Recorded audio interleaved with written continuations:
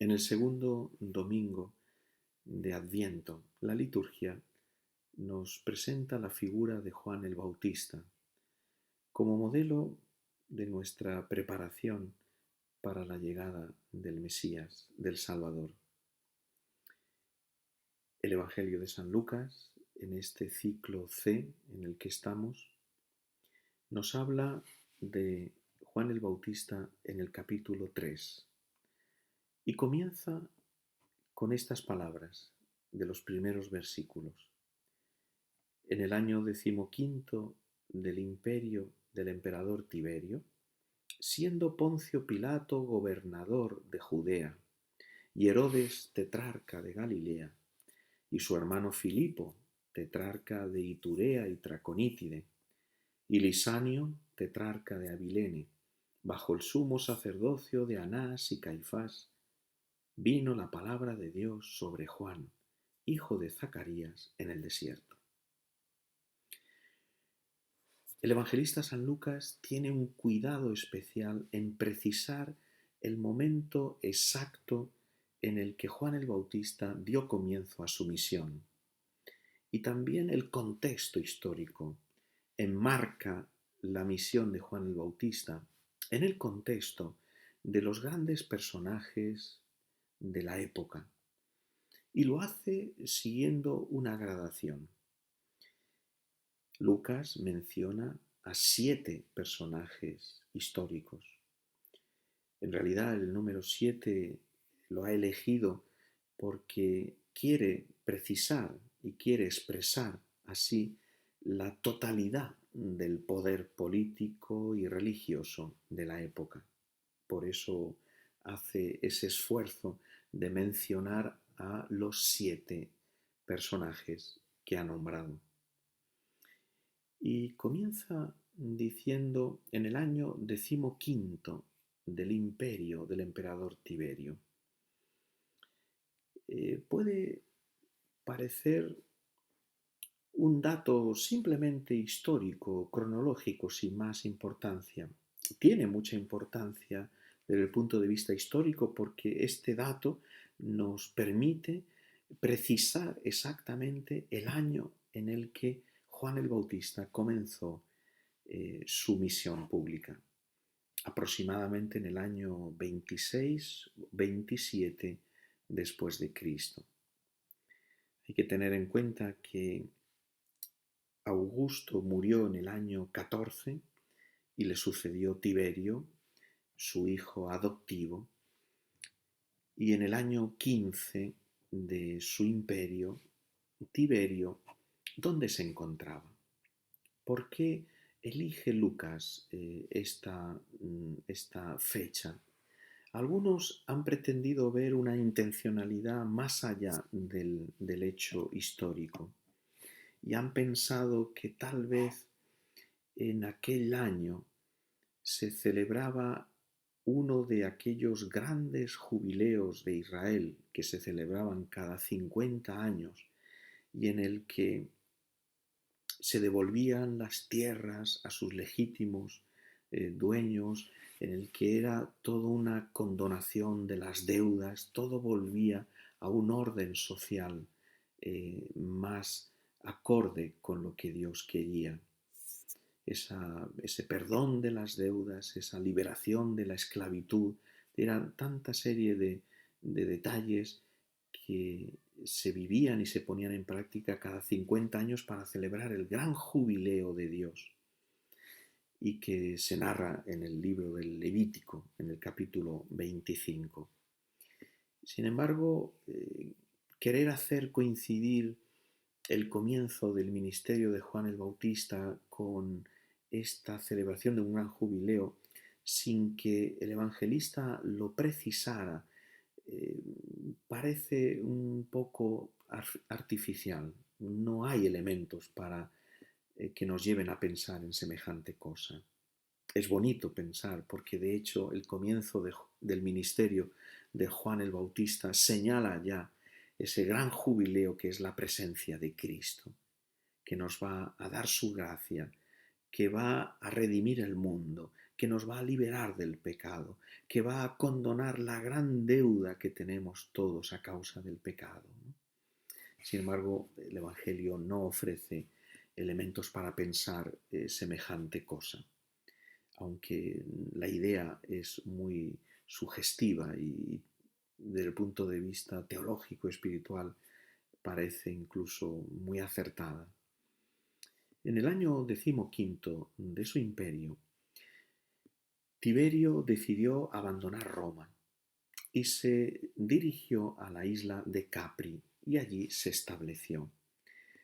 Y se estableció allí en la isla de Capri abandonándose a todo tipo de excesos y de vida disoluta. Abandonó Roma y la dejó al mando de su hombre de confianza, un hombre realmente violento, duro, autor de infinidad de crímenes y de vejaciones. Era el prefecto de la Guardia Pretoriana, Sejano, y Roma estaba a merced de este hombre cruel.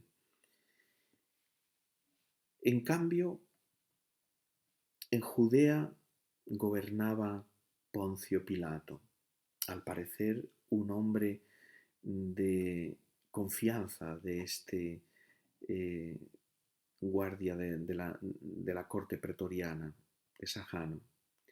Y Poncio Pilato también era un hombre duro, también dispuesto a cometer infinidad de crueldades y a reprimir todas las revueltas con sangre si era necesario. Se habla también de Herodes, que era hijo de Herodes el Grande. Este Herodes Antipa era el tetrarca de Galilea y su hermano Filipo era el tetrarca de Iturea y Traconítide. Filipo había construido la capital de su reino, de su tetrarquía, en una ciudad a la que puso por nombre Cesarea de Filipo. Era un detalle hacia el César y le añadió, para distinguirla de la otra Cesarea marítima, le añadió el nombre de Filipo. Y también se habla de otro personaje, Lisanio, tetrarca de Abilene, pero que sin embargo se desconoce nada de este hombre. En cambio, Lucas añade, junto a estas autoridades romanas de poder político, dos autoridades religiosas. El sumo sacerdote Anás, que ya no era en aquella época sumo sacerdote, era miembro del Sanedrín, por lo tanto, pero si lo nombra San Lucas es porque todavía ejercía mucho influjo, había sido depuesto por los romanos, el legado imperial Velasio lo había suspendido, lo había depuesto, y en aquel momento tenía el sumo sacerdocio su yerno Caifás. Como vemos, todos estos personajes, en mayor o en menor medida, fueron protagonistas de la pasión de Cristo. Esta es el contexto histórico en el que se coloca el comienzo de la misión de Juan el Bautista. Y Lucas ha hecho un esfuerzo grande para recoger todos los datos y enmarcar muy bien ese comienzo del ministerio de Juan el Bautista. Y expresa y cuenta el comienzo de su ministerio con estas palabras. Vino la palabra de Dios sobre Juan, hijo de Zacarías, en el desierto. Esta forma de presentar a Juan el Bautista es muy frecuente en el Antiguo Testamento a la hora de presentar la figura de los grandes profetas.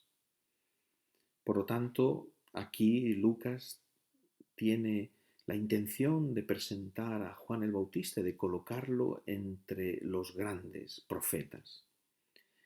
que reciben la palabra de Dios en un momento determinado. Por ejemplo, Jeremías. Comienza así el libro de Jeremías. Ya vino la palabra del Señor sobre él en tiempos de Josías, hijo de Amón, rey de Judá, el año 13º de su reinado. ¿Veis? Es muy semejante este comienzo del libro de Jeremías, presentando el comienzo de la actividad de Jeremías. Se parece muchísimo al modo de presentar el comienzo de su actividad en Juan el Bautista.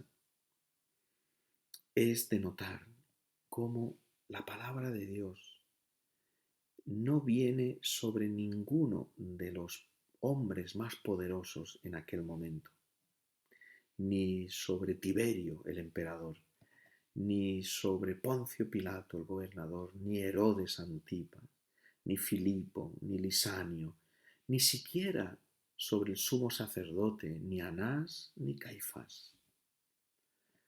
La palabra de Dios viene sobre un joven, Juan, que se encuentra en el desierto. Es importante esta precisión del lugar donde estaba Juan el Bautista, en el desierto. Esa gradación que ha hecho de más a menos en la presentación de los grandes personajes, empezando por Tiberio y pasando por Poncio Pilato, Anás y Caifás, y al final desciende hasta el último lugar, que es el desierto, el lugar más inhóspito, más difícil, más inhabitable. Y allí precisamente, en ese lugar de soledad, de silencio, de escasez, es donde la palabra de Dios desciende y viene sobre Juan el Bautista. La palabra de Dios no viene en los palacios ni en los lugares importantes, porque la palabra de Dios no es una palabra humana, no se basa en la fuerza, no se basa en el prestigio, no se basa en el cálculo humano, en el poder. La palabra de Dios viene de Dios y se acoge con humildad en el corazón humano. Juan el Bautista es hijo de Zacarías, nos presenta San Lucas. Zacarías es sacerdote, servía en el templo cuando recibió el anuncio del ángel y había quedado mudo por no haber recibido la palabra de Dios precisamente. Ahí se ve el contraste. Juan el Bautista, que recibe la palabra de Dios, es hijo de Zacarías, que en su momento no recibió la palabra de Dios. Son estas cosas de Dios y ahí es donde se ve también la contradicción humana, es decir, cómo esa palabra de Dios no se transmite de padres a hijos, no viene de la carne y de la sangre, no es algo humano, no es que Zacarías se la transmita a Juan el Bautista. La misión de Juan el Bautista no le viene de su padre Zacarías, que era sacerdote. La misión de Juan el Bautista viene directamente de Dios. Y precisamente su padre Zacarías, un sacerdote, sirviendo además en el templo en aquel día, entrando incluso en el lugar más sagrado del templo para ofrecer el sacrificio, mientras todo el pueblo estaba fuera, apoyando la oración del sacerdote y la ofrenda del sacerdote. En cambio, le cerró el corazón, no quiso creer a esa palabra que le venía de Dios. Juan el Bautista, en cuanto hijo de sacerdote, también tendría que haber seguido el oficio, el ministerio de su padre. Y a los 18 años se tendría que haber presentado en el templo para un examen. Primero para un examen si era capaz de ejercer el sacerdocio, si tenía algún defecto físico o algún impedimento que le impidiera ejercer el sacerdocio. Pero Juan se separa del templo y se retira al desierto. Juan no predicará en el templo, sino que predicará en el templo que es la morada de Dios, es el corazón del pueblo de Israel, donde Dios habita. Y sin embargo, Juan se retira al desierto y allí recibe la palabra de Dios. Convierte al desierto, donde no hay nadie, en un lugar de predicación. Y allí predica el bautismo para la conversión de los pecados. El pecado solo se podía perdonar en el templo mediante la ofrenda de un sacrificio. Por lo tanto, la actividad de Juan el Bautista con este bautismo para el perdón de los pecados, bautismo de conversión, es otro enfrentamiento, otro desafío al templo, como el único lugar donde se podía perdonar los pecados. El desierto se encontraba, esa zona desértica, al noroeste del Mar Muerto. Es un lugar de silencio, es un lugar de buscar lo necesario, lo esencial, de no prestar atención a lo secundario, a lo superficial, a lo que es efímero, sino que se trata precisamente de concentrarse en lo que es realmente importante. Es también el desierto un lugar de prueba, un lugar de fe, de contrastar la propia fe y la propia adhesión a Dios. Y el desierto recuerda la vivencia, la experiencia fundamental del pueblo de Israel en el Éxodo, antes de entrar en la tierra prometida. Esta predicación de Juan el Bautista en el desierto de alguna manera quiere poner de manifiesto esta condición del hombre, del ser humano, de estar en un constante éxodo. Juan el Bautista predica en el desierto porque nos lleva al desierto, porque tenemos que hacer la experiencia también nosotros del desierto, es decir, de ese éxodo, de ese salir de nuestras comodidades, de nuestras instalaciones, de nuestro ámbito en el que nos sentimos más o menos seguros y más o menos cómodos para llevarnos a la tierra prometida. Es ese salir de la esclavitud para entrar en la verdadera libertad. Por eso el Evangelio destaca que Juan el Bautista recorría toda la comarca del Jordán. El río Jordán no solamente era un accidente geográfico, sino que era sobre todo una frontera entre la tierra pagana y la tierra prometida. El río Jordán señalaba ese último paso, la última etapa antes de entrar en la tierra prometida. Juan el Bautista recorría toda la comarca del Jordán para enseñarnos que había que dar siempre ese último paso para entrar también nosotros en la tierra prometida de la gracia de Dios, del amor de Dios, de la comunión con Dios, en el que ya no hay esclavitud. Ese último paso en el que nos veremos ya liberados de la esclavitud, sobre todo de la esclavitud del pecado, de la muerte, incluso de esa idea falsa de Dios.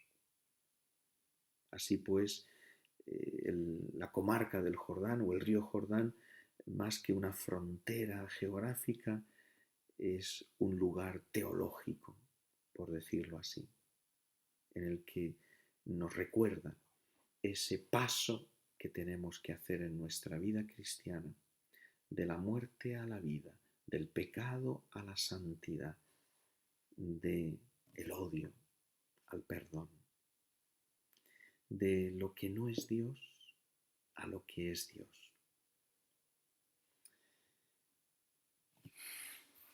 Juan el Bautista se dedicaba a predicar un bautismo, por lo tanto, la inmersión en el agua, sumergirse en el agua era un gesto para significar el dejar atrás esa vida que ya no sirve, esa vida vieja, esa vida de pecado, y renacer a una vida nueva.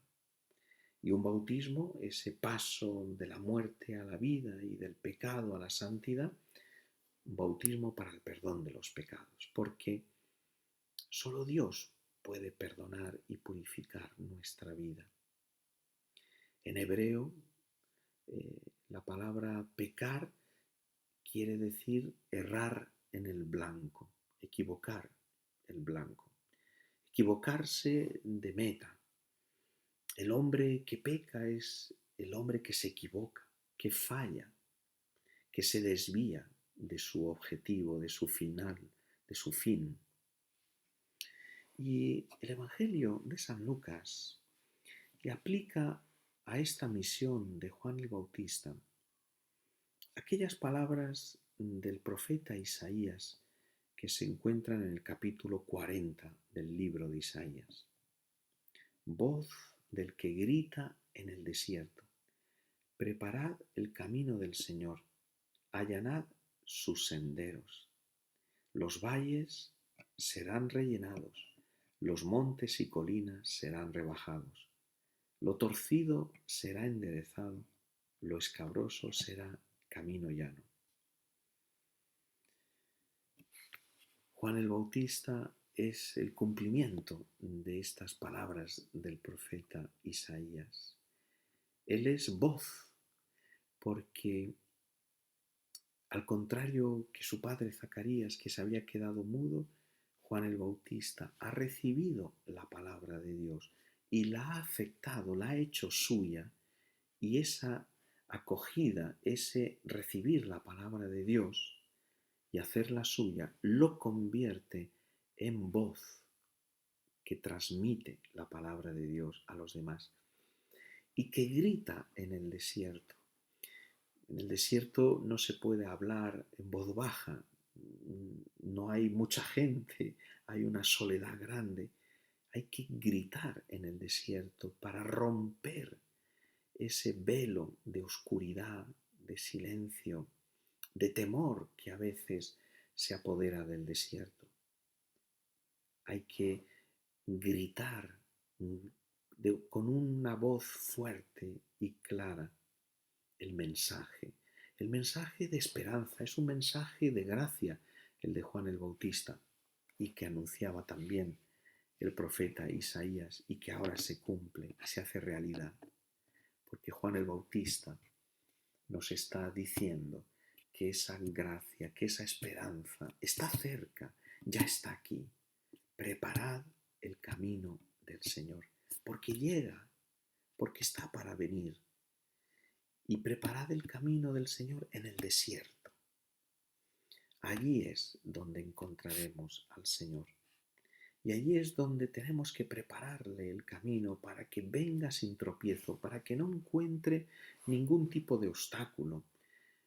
Hay que allanar los senderos. Los valles hay que rellenarlos. Los montes y las colinas hay que rebajarlos. Lo torcido hay que enderezarlo. Y lo escabroso hay que convertirlo en un lugar llano.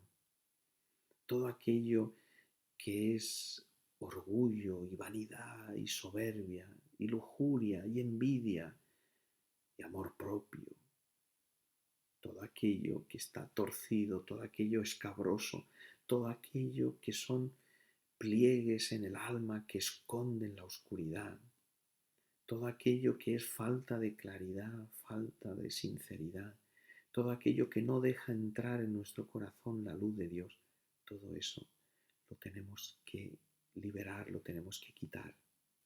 Todos esos obstáculos, todos esos impedimentos, todo aquello que en nuestra vida no permita que Cristo venga con facilidad, con prontitud, de manera inmediata.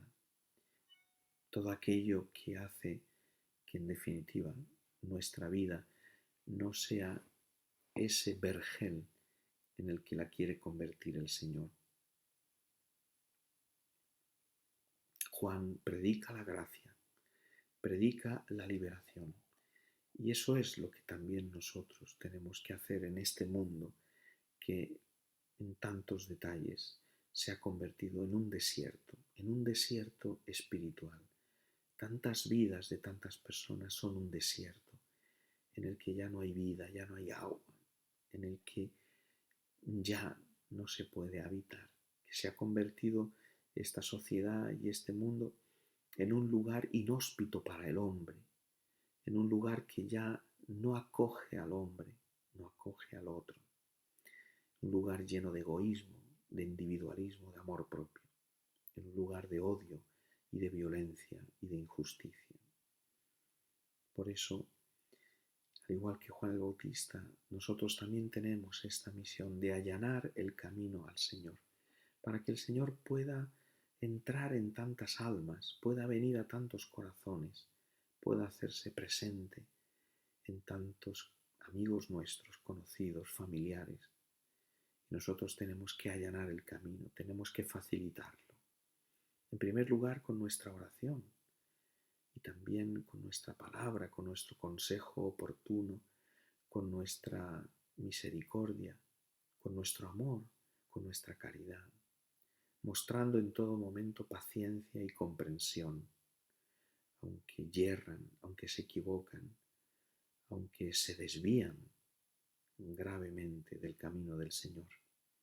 Hemos de tener paciencia y perseverancia y estar ahí siempre y no dejar de hablar cuando sea el momento oportuno. Cuando el Señor ponga en nuestros corazones esa palabra oportuna que les dé luz, que les encienda, que les haga ver dónde está el camino verdadero en medio del desierto de sus vidas. Termina el Evangelio de San Lucas de este domingo segundo de Adviento diciendo: y toda carne verá la salvación de Dios. Así, con esta expresión, toda carne se refiere a toda la humanidad, pero toda la humanidad precisamente en cuanto a su aspecto de fragilidad, de debilidad, de límite, de pecado, porque es en la carne donde el pecado es en la realidad humana sometida a la fragilidad y a la debilidad y a las heridas. Es la carne humana que ha sufrido también las consecuencias del pecado. Y por eso Cristo vendrá en nuestra carne, se hará uno como nosotros, y Cristo nos salvará en nuestra carne, llevándola hasta la cruz y haciendo que sea traspasada por los clavos del madero en lo alto de la cruz. Y así esa carne traspasada de Cristo manifestará a todo el mundo la gloria de Dios. Y entonces se cumplirá esta profecía de Juan el Bautista, y toda carne verá la salvación de Dios. Y la veremos precisamente allí, en la carne de Cristo resucitado. Por eso tenemos que esforzarnos en este tiempo de Adviento, para que toda nuestra carne, es decir, toda nuestra realidad humana, todo nuestro trabajo, nuestras amistades, nuestro descanso, nuestros sufrimientos, nuestras enfermedades, nuestros proyectos, nuestros pensamientos, todo lo que es nuestra vida, al final se allane, se abaje, se realce, se enderece, para que pueda venir Cristo a nuestra vida y a nuestro corazón y llenarnos y tocarnos con su gracia, con su ternura, con su misericordia.